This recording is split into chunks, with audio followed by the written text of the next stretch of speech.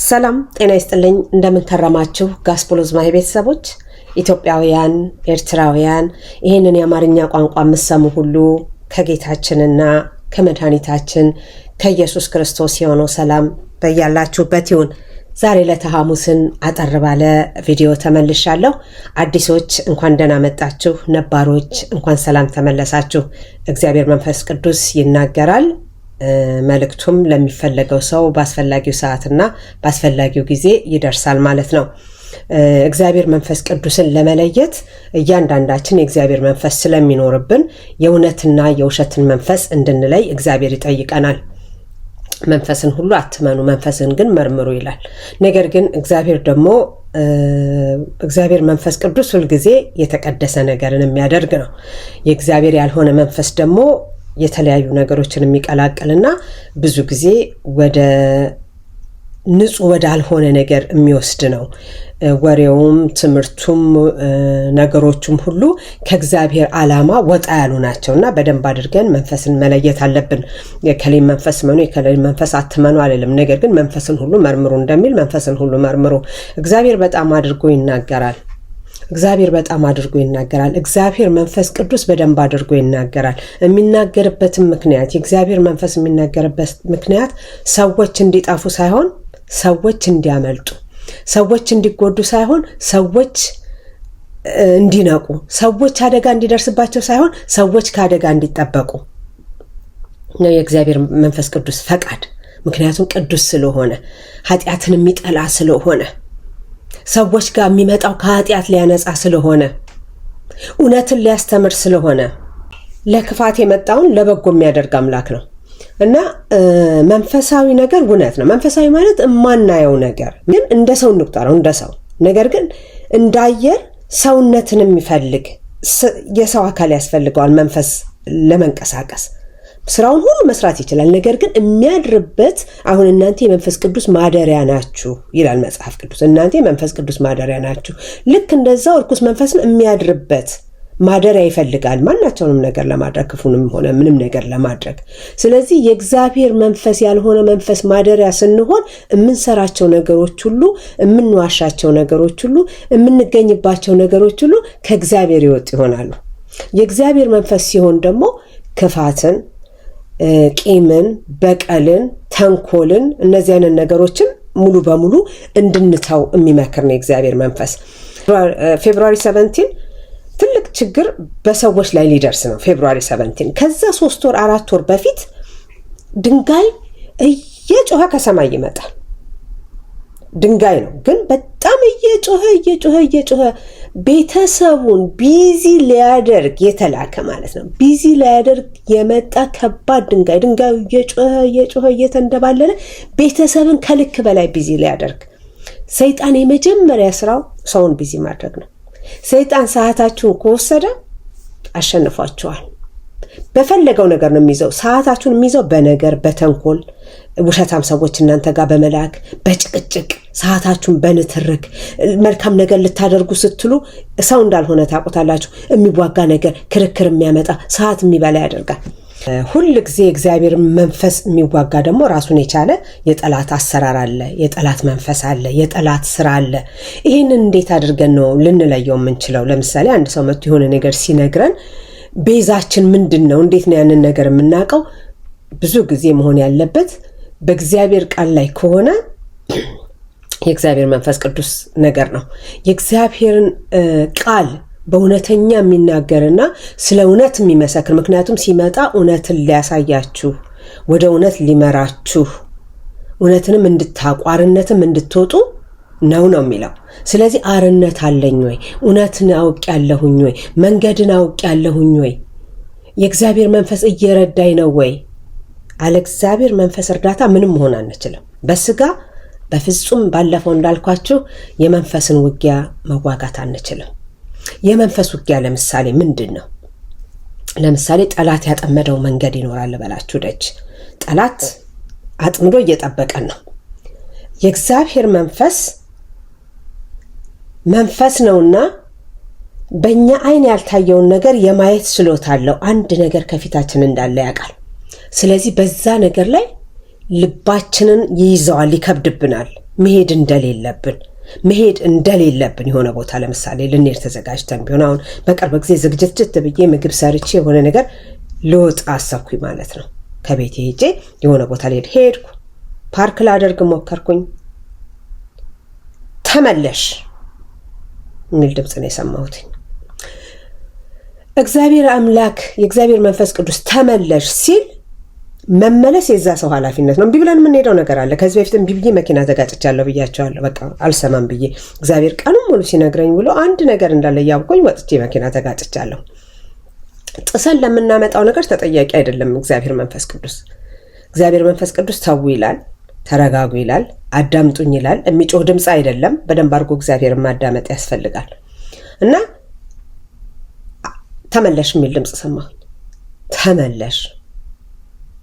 ይሄ ነገር የመጀመሪያ ጊዜ አይደለም። ብዙ ጊዜ የሆነ ቦታ እስቲ ዛሬ እዚህ ቦታ ሄዳለሁ ብዬ ተዘጋጅቼ ቀኑ ሙሉ ስደክሙ ምናምን ሄጄ ከመንገድ አዙሬ የመመለስበት ነገር አለ። ሰዎች ቤት ጋር ደርሼ ወይ የሆነ ቦታ ደርሼ ሊሆን ይችላል። ምክንያቱ ምንድነው? እነዛ ሰዎች ቤት ችግር ኖሮ ምናምን አይደለም። ለእግዚአብሔር መንፈስ የታየ ጉንፋንም ይሁን የሚይዛችሁ የሆነ ነገርም ይሁን የሚይዛችሁ ለእግዚአብሔር መንፈስ የታየ ለእናንተ ያልታየ ነገር አለ ማለት ነው።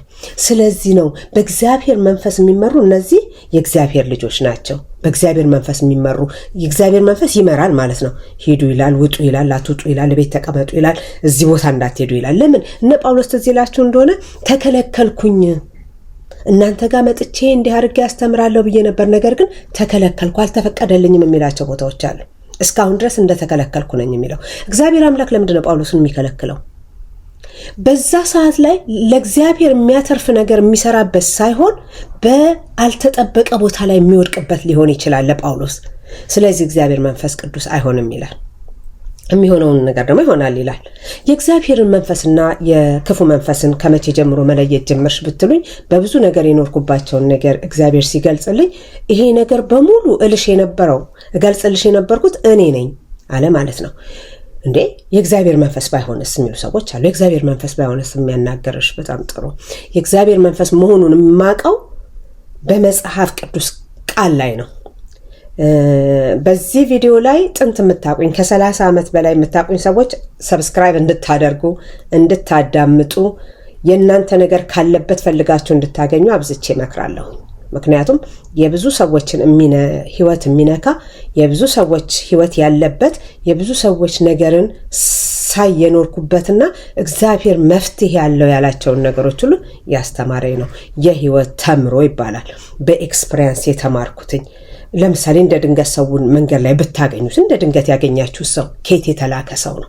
ከእግዚአብሔር ተልኮ ከሆነ ነገር የሚያድናችሁ ሰው አለ። ከሆነ ቦታ ተልኮ ደግሞ የሆነ ቦታ ላይ የሚጥላችሁ ሰው አለ። እነዚህ ሁሉ ነገር እንዳለ መንፈሳዊ እንደሆነ አናውቅም። ነገሮች በሙሉ ካፋችን ከሚወጡ ንግግሮች ጀምሮ በሙሉ መንፈሳዊ ነገር ነው። ሰው እግዚአብሔር ካስተማሪ ነገር መንፈስን መለየት ስለ እርግማን ዋና ሀገር፣ ግለሰብ፣ ሰው፣ እናት፣ አባት፣ ልጆች፣ ህመም፣ ስደት፣ መራቆት፣ ኤኒቲንግ እግዚአብሔር የማያረጋቸው ክፉ ነገሮች ሁሉ ሁልጊዜ ከእርግማን ጋር የተያያዙ ናቸው።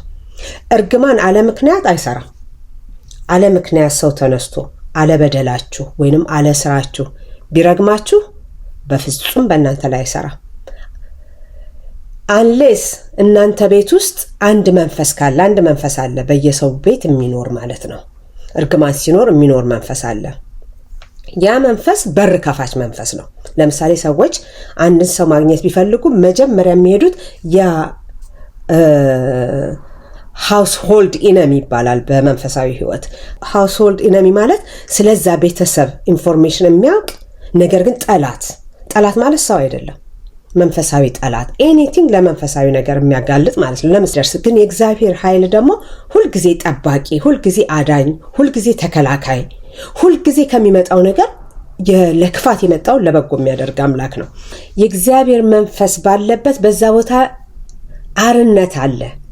አርነትና ባርነት ምንድን ነው? ከባርነት ነፃ መውጣት ማለት ነው። የእግዚአብሔር መንፈስ ባለበት አርነት አለ። የእግዚአብሔር መንፈስ በመጣ ጊዜ እውነቱን ሁሉ ያስተምራቸዋል፣ ወደ እውነትም ይመራቸዋል ይላል ማለት ነው። ምንም አይነት የሚመጣ ክፉን ነገርን ታውቁታላችሁ። ሰዎች አፋቸው ሲናገር እየተናገሩ ልባቸው ምን እንደሚል ታውቃላችሁ። ኢየሱስ ክርስቶስ ሲያናገሩት የሚመልስላቸው መልስ እነሱ ስላናገሩ ሳይሆን በልባቸው ስላለው ነገር ነበር የሚነግራቸው። ለምንድነው? በመንፈስ ቅዱስ ያውቃል ምን እያሰቡ እንደሆነ። እና እግዚአብሔር መንፈስ እንድናቅ የሚፈልገው ለመጥፎ ነገር ሳይሆን የሚመጣበት ሁኔታ ራሱ ምን እንደሆነ ዛሬ ትንቢተ ኢሳይያስ ምዕራፍ 61ን እናንብበው። ከ1 እስከ 3 ወር ምናምን አጠር አድርገን ያለውን ክፍልና የጌታ የእግዚአብሔር መንፈስ በእኔ ላይ ነው። ምን? የጌታ የእግዚአብሔር መንፈስ በእኔ ላይ ነው፣ ለድሆች የምስራችን እሰብክ ዘንድ እግዚአብሔር ቀብቶኛልና። እግዚአብሔር መንፈስ ቅዱስ በውስጣችን ሲያድር ተቀብተናል። ቀብቶኛልና ልባቸው የተሰበረውን እጠግን ዘንድ። እሰብር ዘንድ አይደለም፣ እሳደብ ዘንድ አይደለም፣ አሳድድ ዘንድ አይደለም፣ በውሸት እከሳቸው ዘንድ አይደለም። ምን አደርግ ዘንድ? ልባቸው የተሰበረውን እጠግን ዘንድ፣ ለተማረኩት ነፃነትን፣ ለታሰሩት መፈታትን እናገር ዘንድ ልኮኛልና።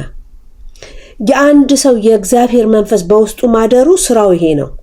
የጌታ መንፈስ በእኔ ላይ ነው፣ ለድሆች የምስራችን እሰብክ ዘንድ እግዚአብሔር ቀብቶኛልና፣ ልባቸውን የተሰበረውን እጠግን ዘንድ፣ ለተማረኩት ነፃነትን፣ ለታሰሩትን መፈታትን እናገር ዘንድ ልኮኛል። የተወደደችውን የእግዚአብሔርን ዓመት የአምላካችንን የሚበቀልበትን ቀን እናገር ዘንድ። እግዚአብሔር ይበቀላል። እግዚአብሔር የበቀል አምላክ ነው። እግዚአብሔር የበቀል አምላክ ነው። አትበቀሉ ይላል። ሰነፍ ሰው ራሱ ሊበቀል የሚነሳ ሰው በጣም ሰነፍ ሰው ነው። እግዚአብሔር እኔ እበቀላለሁ። እግዚአብሔር ሲበቀል ሚዛን አያዳላ። አንድ ሰው ያደረገውን ያህል ነው እግዚአብሔር የሚከፍለው። ነገር ግን እኛ በቀል የኔ ነው ብለን እግዚአብሔር ያለንን በቀል የእናንተ አይደለም የኔ ነው ተውት፣ ለበቀል ቀን ስጡት ሲለን ነው የኔ ነው፣ እኔ ነኝ የማሸንፈው፣ እኔ ነኝ የምሻለው ስንል እግዚአብሔር እጁን ያወጣል። ጎሄድ የኔ ልጅ ይለናል። ሂጂ ያዋጣሻል፣ ሂጂ። እግዚአብሔር ግን በእውነት በበቀል ከተነሳ የሚነሳውን በበቀል ደጋባ ስለሆነ በጣም ታግሶን በተለያየ ነገር ገልጾልን በተለያየ ነገር ወቅሶን እምቢ ካለን እግዚአብሔር ይበቀላል። እግዚአብሔርን የሚያክል የበቀል አምላክ የለም። ምክንያቱም ዝም ብሎ አይደለም የሚፈርደው፣ እውነተኛ ፈራጅ ስለሆነ። ለመፍረድ ግን በጣም የዘገየ ነው፣ አይቸኩልም። እንደኛ አይቸኩልም። እኛም ግድል ሊያደርገን ግድል ብሎ እንድናየው እንፈልጋለን ነው እግዚአብሔር። እናንተ የምትጠሉት በጣም የምትጠሉት የተጣላችሁ ዳቢሎስ የሆነ ሰው እንኳን በእግዚአብሔር ፊት ጥላቻ የለውም። እግዚአብሔር ሰውን ይወዳል፣ ነገር ግን ኃጢአትን ይጠላል። ኃጢአትን ሰው ደግሞ ሰውን ሊያጠፋ ሲያስብ ዝም ብሎ ይመለከታል። ነገር ግን በቃ ብሎ እጁን ካነሳ መመለሻ የለውም፣ አይመለስም። ስለዚህ በቀል የኔ ነው የሚለው። ስለዚህ የእግዚአብሔር መንፈስ የሚመጣበት ምክንያት ሊያስተምር፣ የተሰበረውን ልብ ሊጠግን፣ ለተማረኩት ነፃነትን፣ ለታሰሩትን መፈታትን እናገር ዘንድ ልኮኛልና። የተወደደችን የእግዚአብሔርን ዓመት የአምላካችንን የሚበቀልበትን ቀን፣ እግዚአብሔር መበቀያ ቀን አለው፣ ቀን እናገር ዘንድ የሚያለቅሱትንም ሁሉ አጽናና ዘንድ እና የእግዚአብሔር አምላክ መንፈስ የሚመጣበት ምክንያት ሰዎችን ሊጠግን፣ ሰዎችን ሊያድን፣ ሰዎችን ሊያስተምር፣ ሰዎችን ወደ እውነት ሊመራ ነው።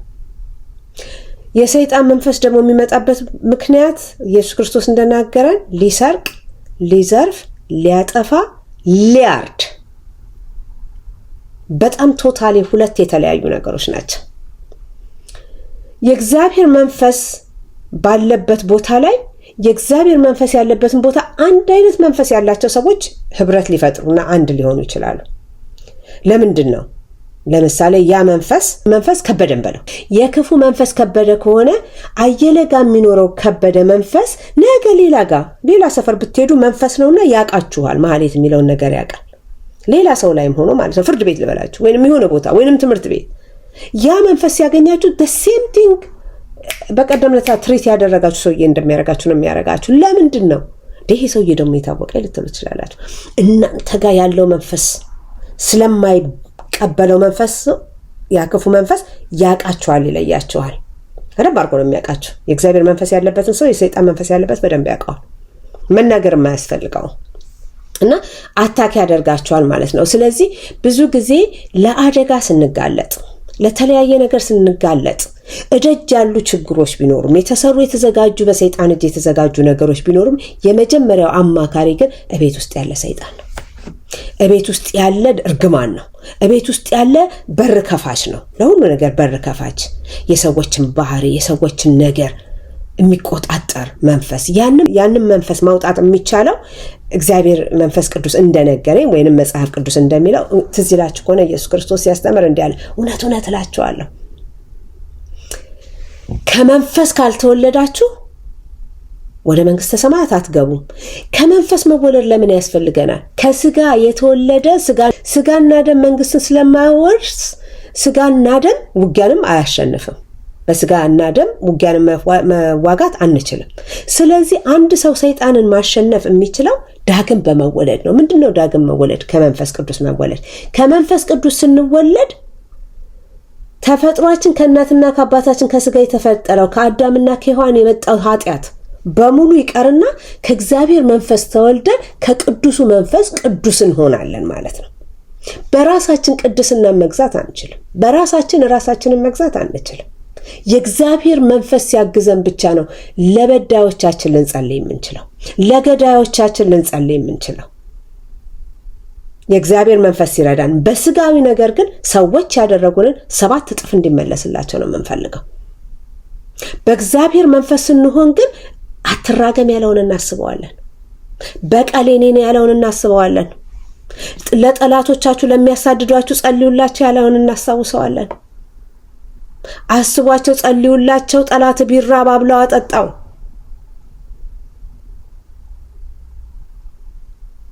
የሚለውን ነገር እናስበዋለን። የእግዚአብሔር መንፈስ ይለያል። የእግዚአብሔር መንፈስ ቅዱስ ነው። ቅዱስ ነው። ኃጢአትን የሚጠላ መልካም አባት፣ መልካም አስተማሪ፣ መልካም መሪ ነው። እሱ ከሌለ ዛሬም ነገም ከነገ ወዲያም በስጋ ሆነን መንፈስን መዋጋት አንችልም። ውጊያችሁ የስጋና የደም አይደለም። በሰማያዊ ስፍራ ካለ ከኃይለኛ የጠላት ሰራዊት ነው እንጂ በቃ በኃይለኛ የተቀመጠ ማለት ነው። ያንን መዋጋት፣ መመለስ፣ መመከት የምንችለው የእግዚአብሔር መንፈስ በእኛ ላይ ሲሆን ብቻ ነው። ዳግም ስንወለድ፣ ከመንፈስ ስንወለድ በስጋ በደም ልናሸንፍ አንችልም፣ ልንጸድቅ አንችልም። እና እግዚአብሔር አምላክ እንዲህ ይላል፣ ማዳኔ ሊገለጽ ፍርዴ ሊመጣ ነው። የዛሬ መልእክቴ ማዳኔ ሊገለጽ ፍርዴ ሊመጣ ነው። እግዚአብሔር ፍርዴ ሊመጣ ነው ካለ ሲፈርድም በእውነት ነው የሚፈርደው። መጠንቀቅ አለብን። ብዙ ነገር ለሰዎች ልነግር እፈልግና ሁኔታዎች አይስተካከሉም። ለምሳሌ የሆነ ነገር በጣም ችግር ሳይመጣ ለሰዎች ልነግር ፈለኩና ለአንድ አባት ነገርኩኝ። እነዚህ ሰዎች ማግኘት ፈልጋለሁኝ አልኩኝ። አይ ከኔ ጋር እንኳን ምንም ስለሌላት ምንም የሚያገናኘን ነገር የለም፣ ምንም ከሷ ጋር ምናምን የሚል ነገር መለሰ ሰው። አንደኛው ደግሞ እሺ ምንም ችግር የለም እንገናኝ የሚል ነገር አለ። መልእክታቸውን አልተናገርኩም ማለት ነው። ሁለት ሆነው ነበር መናገር ያለብኝ። የሚመጣ መከራ እንዳለ ነበረ። ለሰዎች የሆነ ነገር ሊመጣ ነው ብዬ እናገራለሁ ምናምን ካሉ ምንም ግድ የለም ሲደርስ ስለሚያዩት ማለት ነውና እግዚአብሔር አምላክ ይናገራል፣ ከክፉ ነገር ያድናል፣ ይመክራል፣ ሲበቀልም ደግሞ ይበቀላል። እግዚአብሔር የበቀል አምላክ ነው። እና ማዳኔ ሊገለጽ ፍርዴ ሊመጣ ነው የሚል ነገር አይቻልም። ማዳኔ ሊገለጽ የሚድን ይድናል። ማዳኔ ሊገለጽ ፍርዴ ሊመጣ ነው። የእግዚአብሔር ፍርድ ወደ ቤታችን እንዳይገባ በእውነት እግዚአብሔርን እንድናገለግለው፣ በእውነት እንድንገዛለት፣ በእውነት የይቅርታ ሰዎች እንድንሆን፣ በእውነት በንስሐ እግዚአብሔርን እንድንጠይቀው የእግዚአብሔር ዓይን ሁሌ በምንሄድበት ሁሉ የእግዚአብሔር ዓይን አለ። ምንሰራውን፣ የምናደርገውን፣ የምንወጣውን፣ የምንወርደውን ታጋሽ ስለሆነ ነው። በጣም በብዙ ያይናል፣ በብዙም ይፈርደናል። የእግዚአብሔር መንፈስ ከብዙ ነገር ይጠብቃል። ስለ እግዚአብሔር መንፈስ ብዙ እንነጋገራለን። ከጥንት ጀምሮ የምታውቁኝ ብያለሁኝ። ስለ እርግማን በደንብ አድርጌ እንደ እግዚአብሔር ፈቃድ ስለማስተምር ሰብስክራይብ አድርጉ። ምክንያቱም በጓደኝነት የምታውቁኝ፣ በእህት በወንድም በቤተሰብ የምታውቁኝ ሁሉ የሚመለከታችሁን ነገር አብረን የምናየው ነው የሚሆነው። መጀመሪያ ስትተዋወቁኝ እግዚአብሔር የነገረኝ ነገር አለ። አንድ ቦታ ላይ ሲሄድ በድንገት የተዋወቅኳትን ልጅ እጅን ጨብጬ ስተዋወቃት እግዚአብሔር እንዲህ አለ የተላከች እሷ የተላከች አንቺ ደግሞ ከኔ የተላክሽ ሚስጥሩ አልገባኝም እሷ ከየት እንደተላከች አላቅም እኔ ግን ከሱ የተላኩኝ እንደሆንኩኝ ከዛ ደግሞ ከጓደኛዋ ጋር ልጅቷ ስትጣላ በሆነ ነገር ጓደኛዬ ናት አለች ልጅቷ ጓደኛሽ አይደለሁም ዘመድሽ ነኝ እንጂ በሚልስ ነገር ሲጣሉ ገምና መጀመሪያ ስንተዋወቅ ስለሆነ ሲጣሉ እግዚአብሔር እንዲህ አለ ይቺ ሴት ቤተሰብ የማያከብር መንፈስ አለባት ቤተሰብ የማያከብር መንፈስ ማለት እርግማን የሚያመጣ መንፈስ ማለት ነው ስም አልጠራሁም ይሄን ኮንቨርሴሽን የምታስታውሱ ሰዎች ግን እግዚአብሔር ምክንያት ነበረ ወደ እናንተ ቤት እኔን ሲያመጣኝ መንገድ ላይ ስንተዋወቅ በእግዚአብሔር ምክንያት ነበረ በሌላም ሁኔታ ደግሞ ምክንያት ነበር ማለት ነው እንደዚህ አይነት ነገሮች ስላሉ እህት ወንድሞቼ ጓደኞቼ ሙስሊም ክርስቲያን የምታቆኝ አዲስ አበባ ምናምን በዚህ ላይ የቤተሰብ ቪዲዮ ነው ለጥቅም ወይንም ለተለያየ ነገር የሚሰራ ቪዲዮ አይደለም ይሄ ቪዲዮ እንዴት ከከርስ እንላቀቃለን በሚል መልኩ የሚሰራ ቪዲዮ ነው አመሰግናለሁ አብራችሁኝ ስለቆያችሁ ዛሬ ለተሐሙስን ይዤላችሁ የቀረብኩት ይሄ ነበር እግዚአብሔር መንፈስ ቅዱስ ይናገራል ያናግራል ይመክራል ያስተምራል እና በመንፈሱ ያድሳችሁ በመንፈሱ መልከታችሁ የተባረከ ምሽት ይሁንላችሁ ሰላም ቆዩኝ ሰላም ያገናኘን